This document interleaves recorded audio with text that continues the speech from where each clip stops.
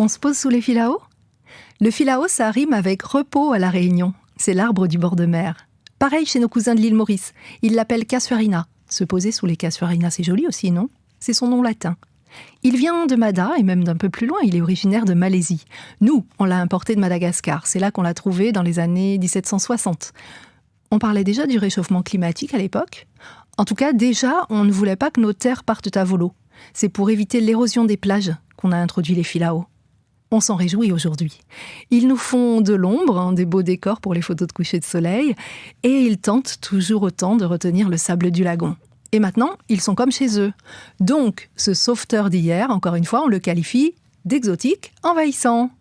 C'est vrai qu'il prend ses aises, cet arbre hyper résistant et tellement frugal. Il n'a besoin de rien pour prospérer, et il s'accommode de l'eau salée. Il va même jusqu'à coloniser les jeunes coulées de lave du volcan, chassant les espèces indigènes en même temps. Il a un cousin, le Filao Deo. Celui-là est plus montagne que plage. Le brûlé, Silao Senko, c'est son terrain de jeu.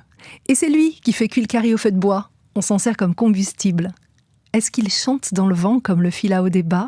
Oui, mais pas sur la même note. À propos, la seule fausse note des Filaos, c'est son fruit, le grain Filao, qui servait, dit-on, de punition. À l'école, les mauvais élèves se voyaient mettre à genoux sur les grains de Filao hérissés de piquant. Mais ça, c'était dans le temps longtemps. C'est ça même, La Réunion.